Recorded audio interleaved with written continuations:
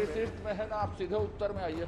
अब इनके पास अनुदान नहीं है, कुछ नहीं दिया गया, तो आखिर ये छपवाई किसके गई और कोई स्टाफ नहीं, तो इसके खर्चे कहां से हुए? माननीय अध्यक्ष महोदय, शासन के द्वारा इनकी छपाई के लिए किसी भी प्रकार का कोई अनुदान नहीं दिया गया। नहीं माननीय अध्यक्ष महोदय, मैं शासन से तो पूछ नहीं रहा। महान विद्वान ने 3 किताब लिख दी, संसार में कोई नहीं लिखा है 3 किताब 1 साल में। तो 1 साल में किस खर्चे से लिखा? जब उसके पास 1 रुपया पैसा नहीं है, अनुदान नहीं है, तो इसका खर्चा कौन उठाया शोधपीठ का? ये जानना चाह रहा हूँ भाई। इस घटना की जांच, ये तो अप्रत्याशित बात है। ठीक है, आप करेंगे, मैं आपको साधुवाद देता हूँ, लेकिन ये 3 किताब जो जादू छपी है 1 साल में लिख दी गई, तो उसके बारे में तो आप जांच करवाइए। अजय चंद्राकर जी अपना प्रश्न करें। माननीय अध्यक्ष महोदय, हो गया, इसमें बहुत हो गया। नहीं, मैं आपका जिला नहीं, इससे हट के जिले से हट के नहीं होता ना। मामा हो गए। माननीय अध्यक्ष महोदय, मैंने प्रदेश के विश्वविद्यालय में संचालित जो शोध पीठ है उनके बारे में मेरा प्रश्न है।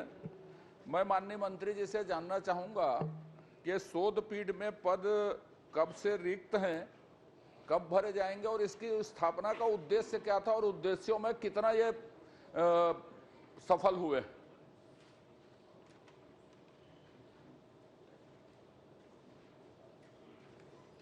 माननीय अध्यक्ष महोदय,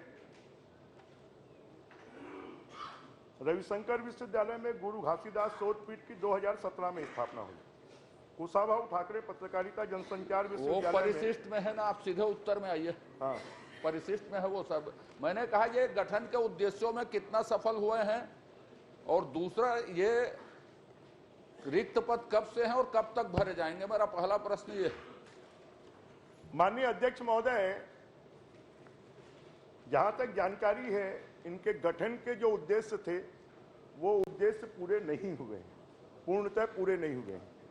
और इनका जो उद्देश्य था, जिन महापुरुषों के नाम से इसको गठित किया गया है, उनके जीवन के बारे में शोध कर छत्तीसगढ़ की और देश की जनता को बताया जा सके कि इनकी पीठ क्यों गठित की गई है और इन महापुरुषों का क्या योगदान देश और समाज के लिए हुआ है, इसके लिए इसका गठन किया गया था। मैंने एक प्रश्न और पूछा था, इसे पूरक प्रश्न, इसमें रिक्त पद कब है? फिर मैं दूसरा प्रश्न करूंगा, रिक्त पद कब से है और इसको भरेंगे कि नहीं भरेंगे जब उद्देश्य में सफल नहीं है? तो ये रिक्त पद जब से इन शोध पीठों को गठित किया गया तब से ही पद रिक्त हैं। अब ये देखिए माननीय अध्यक्ष महोदय, आप विद्वान आदमी हैं, मैं कुछ टिप्पणी नहीं करूंगा, मंत्री जी भी सक्षम मंत्री हैं। अब आप देखिए, जो बड़ा आश्चर्यजनक तथ्य है, दूसरा प्रश्न मेरा है कि 21-22 में लगभग इन विद्यापीठों को 47 करोड़ 84 लाख रुपया, 20-21 में, 21-22 में 47 करोड़ 79 लाख रुपया और 22-23 में लगभग 50 करोड़ 39 लाख रुपये दिए गए। तो इतने रुपये इन शोध पीठों को किन कारणों से दिए गए? जब पद खाली है, उद्देश्य में सफल नहीं है, कोई काम नहीं कर रहे हैं, तो लगभग 150 करोड़ रुपये, 146 करोड़ रुपये के आसपास इसको अनुदान क्यों दिए गए? माननीय अध्यक्ष महोदय, ये जो राशि है, ये विश्वविद्यालय को कुल दी गई अनुदान की राशि है, शोध पीठों को दिए गए अनुदान की राशि नहीं है।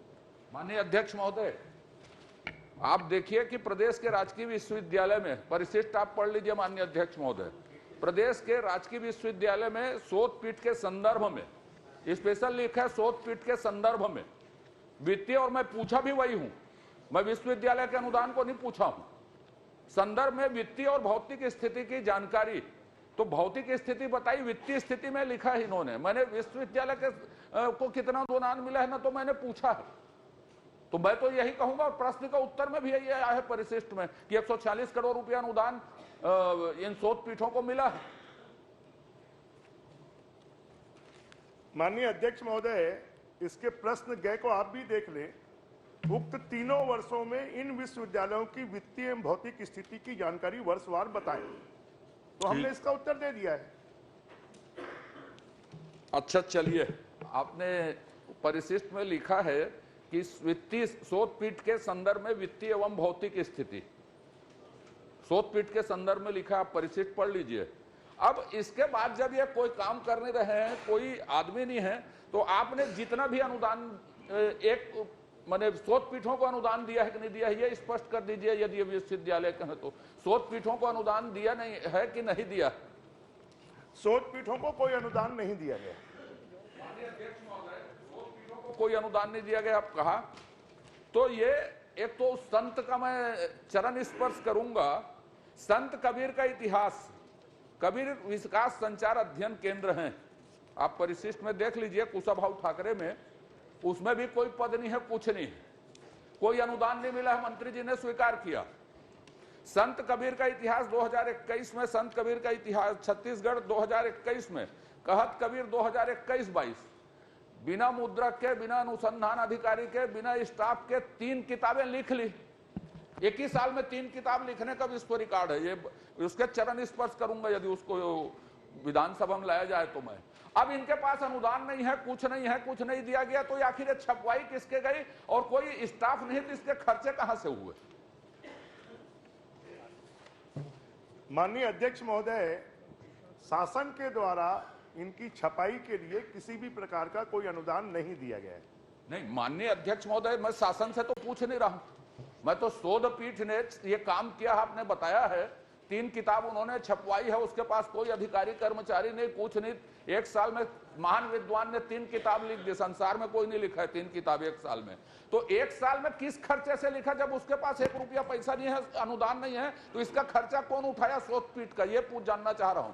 शासन ने दिया या नहीं दिया ये मेरा विषय नहीं है। विश्वविद्यालय ने दिया कि अपने जेब खर्च से किया, कि चंदा लेके किया, कि किसी एनजीओ ने अनुदान दिया, कि यूजीसी ने इसके लिए प्रोजेक्ट स्वीकृत किया? क्या कोई तो होगा, कुछ भी जादू से तो नहीं होगा ये। इस बारे में शासन के पास में किसी भी प्रकार का कोई रिकॉर्ड नहीं है। जिस विद्वान के बारे में बात कर रहे हैं, उन्हीं विद्वान ने अपने खर्चे से कहीं से पैसे मांगकर किस प्रकार से किया, इसके बारे में शासन को कोई जानकारी नहीं। माननीय अध्यक्ष महोदय, ये उत्तर सही नहीं है। माननीय अध्यक्ष महोदय, जब ये प्रश्न के उत्तर में आया, मैंने पूछा शोध पीठों ने क्या क्या काम किया, तो काम के उल्लेख में आपने 3 किताबों के, एक शोध पीठ का, कुशाभाऊ ठाकरे के एक शोध पीठ ने 3 किताब छापी हैं। तो छापी है तो कैसे छपी, क्या छपी, कहां से खर्च आया, किस तरह से आया, जिस चीजों का मैंने उल्लेख किया, इसका उत्तर तो आना चाहिए माननीय अध्यक्ष महोदय। वो विद्वान ने किया हो, किसने किया हो, विद्वान ने भी किया हो तो आपको जिम्मेदारी से यह बताना चाहिए कि विद्वान ने खर्च किया है इसका और इतना पैसा खर्च हुआ है, यह मुद्रक प्रकाशक ये है करके, जब उत्तर में आया है वो विषय। तो माननीय अध्यक्ष महोदय, माननीय सदस्य की चिंता जायज है, क्योंकि पिछले 5 सालों में शोध पीठों के लिए कोई अध्यक्ष नियुक्त नहीं किया गया, शोध पीठों ने कोई काम नहीं किया। मैं माननीय सदस्य को, विद्वान सदस्य को इस बात का विश्वास दिलाता हूं कि आने वाले समय पर सभी शोध पीठों का संचालन सुगम रूप से हो। ये हमारे छत्तीसगढ़ के ऐसे लोग हैं, साहित्यकार हैं, लेखक हैं, पत्रकार हैं, वरिष्ठ जन हैं, इनका सम्मान बढ़े और इसी के लिए इन शोध पीठों की स्थापना की गई है। आने वाले समय पर इन शोध पीठों का सुचारू संचालन किया जाएगा, इस बात की मैं जानकारी देता हूं। नहीं, पर इस घटना की जांच, ये तो अप्रत्याशित बात है, ठीक है आप करेंगे, मैं आपको साधुवाद देता हूं, लेकिन ये 3 किताब जो जादू छपी है, 1 साल में लिख दी गई, तो उसके बारे में तो आप जांच करवाइए, क्यों हुई है? भ्रष्टाचार ना हुआ हो, कुछ भी ना हुआ, पर आपने उत्तर दिया था, आपके संज्ञान में आनी चाहिए। आप बोलिए कि मैं इसको कम से कम पता लगा के ऐसी घटनाएं ना हो, या हुई है तो विधिवत रूप से हो, इसकी घोषणा कर दीजिए। आप प्रश्न भी कर रहे हो, जवाब भी दे रहे हो, दोनों विशेषज्ञ खड़े हैं आज विशेषज्ञ नहीं है भाई साहब, इस सदन के आप तो सबसे मुखर बोलने वाले, प्रश्न करने वाले और सबसे अच्छा जवाब देने वाले दोनों खड़े हैं, दोनों का उत्तर सही आ रहा है। मगर मुझे लगता है कि प्रश्न का जवाब आपने दे दिया, बृजमोहन जी को जवाब देने की जरूरत समाप्त हो गई। नहीं है, मैंने जवाब नहीं दिया साहब, मैंने ये चलिए बृजमोहन जी बता दीजिए, उत्तर में आ गया है और इसका चलिए बृजमोहन जी सुन लीजिए। अब माननीय अध्यक्ष महोदय, गुरु घासीदास शोध पीठ पिछले 5 सालों में इसका अध्यक्ष नहीं बनाया गया। माधवराव सप्रे शोध पीठ, पंडित दीनदयाल उपाध्याय शोध पीठ, हिंद स्वराज शोध पीठ, कबीर विकास संचार अध्ययन केंद्र, पंडित सुंदरलाल शर्मा शोध पीठ, स्वर्गीय पद्मलाल पुन्ना बख्शी शोध पीठ, पंडित लखनलाल मिश्र शोध पीठ।